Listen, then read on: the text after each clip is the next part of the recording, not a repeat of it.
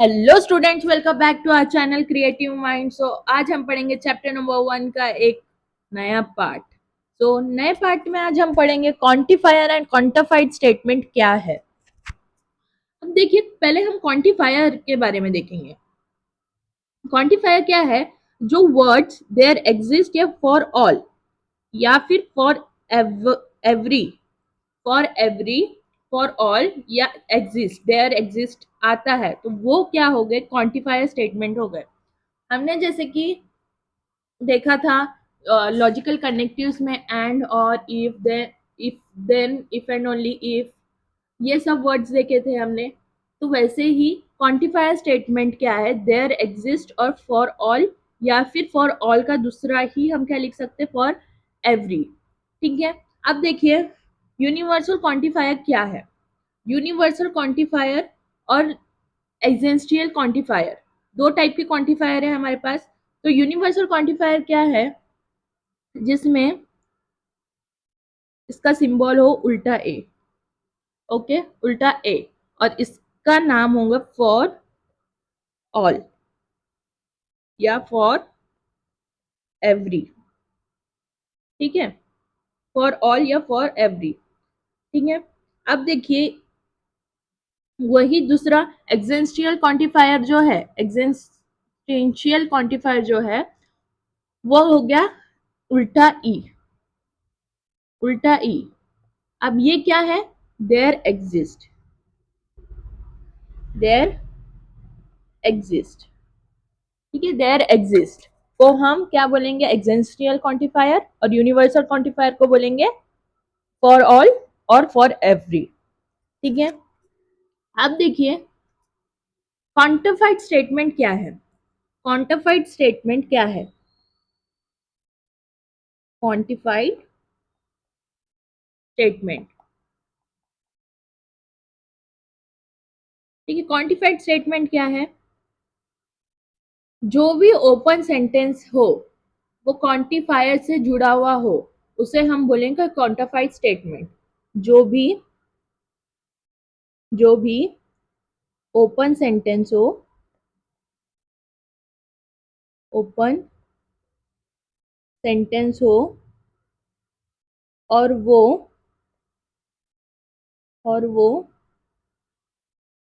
Quantifier से जुड़ा हुआ हो, जुड़ा हुआ हो, उसे हम बोलेंगे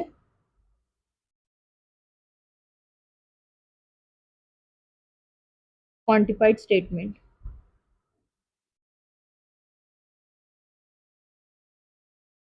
ठीक है, समझे यहाँ तक आप लोग? क्वांटिफायर और क्वांटिफाइड स्टेटमेंट क्या है? अब देखते हैं, हम इसका एक एग्जाम्पल देखते हैं। किसका? क्वांटिफाइड स्टेटमेंट का। अब देखिए, क्वांटिफाइड स्टेटमेंट के एग्जाम्पल देखेंगे हम। देखिए, for example x+2 equals to 7। ये ओपन सेंटेंस हो गया, x+2 इक्वल्स टू 7। बट यही जब एग्जिस्टियल फॉर मतलब देयर एग्जिस्ट से जुड़ा हुआ हो, एक्स ई आर, तो x+2 इक्वल्स टू 7, तो ये हो जाएगा स्टेटमेंट। ये क्या हो जाएगा? स्टेटमेंट। कौन सा स्टेटमेंट? Quantified statement. कौन सा स्टेटमेंट हो जाएगा? ये क्वांटिफाइड स्टेटमेंट। ठीक है, क्वांटिफाइड स्टेटमेंट। अब देखिए, अब देखिए, इसमें its truth value is T.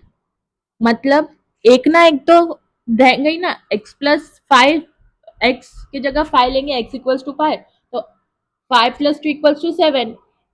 एक तो एग्जिस्ट कर रहा है ना, एक नंबर तो एग्जिस्ट कर रहा है ना इसमें, तो ये इसकी वैल्यू क्या हो जाएंगी? ट्रू हो जाएंगी। तो its truth value is, its truth value is capital T. ठीक है। अब वही हम दूसरा एग्जाम्पल देखेंगे फॉर ऑल के लिए। ये फॉर ऑल का सिंबल हो गया XER X+2 = 7। अब देखिए हर नंबर तो x की जगह रखेंगे तो 7 तो आएगा नहीं, x=1 लेंगे तो 1+2 3 होता है, 2+2 4, 3+2 5, 4+2 6, 5+2 7। सिर्फ 5+2 7 होगा, उसके आगे 6+2 8 हो जाएगा, नहीं होगा। तो फॉर ऑल सबके लिए ये जा रहा है क्या? नहीं जा रहा, सिर्फ एक ही इसके लिए जा रहा है। तो ये क्या हो जाएगा? Its truth value is its truth value is capital F। मतलब ये हर किसी के लिए नहीं जाएगा।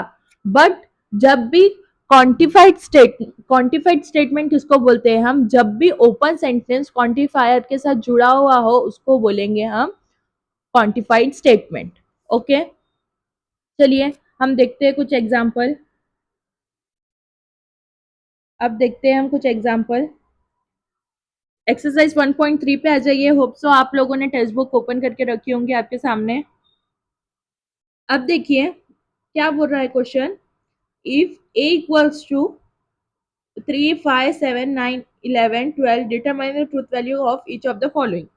हमें ये सब इक्वेशन हमें एक की वैल्यू दी है।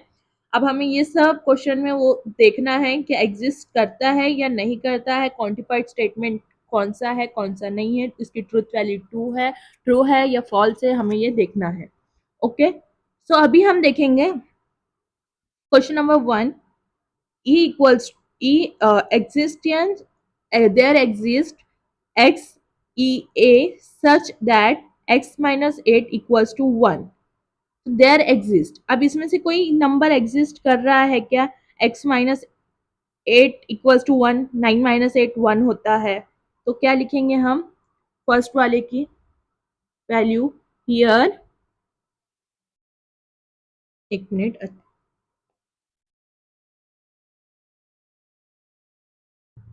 Here x equals to,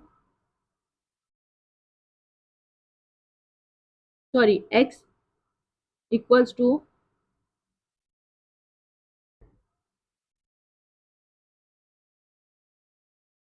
f e a satisfy f equals to x e a satisfy x minus 8 equals to 1, hence its truth value is capital T। इतना लिखेंगे हो जाएगा, ठीक है। अब देखिए सेकंड वाले में, सेकंड भी बताती हूँ आपको करके एक क्वेश्चन। सेकंड वाले में हम क्या देखेंगे? For all e x e a x square plus x is an even number। तो सबके लिए x square plus x equals to an even number हो जाएगा क्या? जैसे कि देखिए फॉर एग्जाम्पल सेकेंड वाला। अब देखिए x की जगह हम पहले 3 रखेंगे, तो 3 का स्क्वायर प्लस 3 कितना होगा? 9 प्लस 3 12। तो ये तो इवन नंबर हो गया, एक तो मिल गया हमें। अब देखिए 5 का square plus 5 equals to even number, तो 5 का स्क्वायर 25, 25 प्लस 5 30। सेकेंड भी इवन नंबर मिल गया।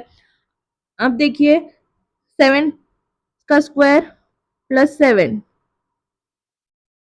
7 49, 7 का स्क्वायर 49 होता है, 49 प्लस 7, 49 प्लस 7,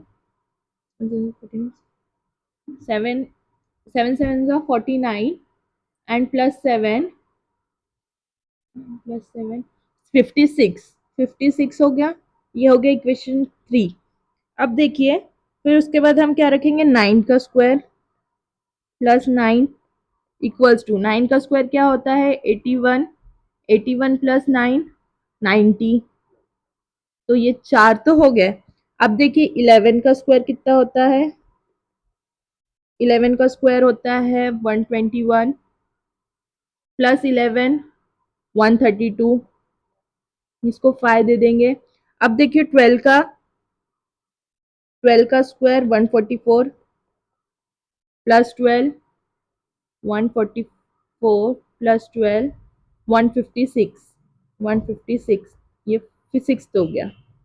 तो ये सारे इवन नंबर है, 12 0 2 0 6 0 2 6, लास्ट में ये सब नंबर है। 0 2 4 6 8 लास्ट में रहा तो वो इवन नंबर होता है।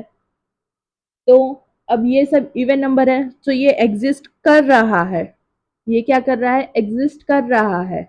तो हम क्या लिखेंगे, हियर हियर एक मिनट, here here x equals to, here x equals to EA, satisfy x square plus x equals to even number, satisfy x equals to x square plus x equals to even number, hence its truth value is, hence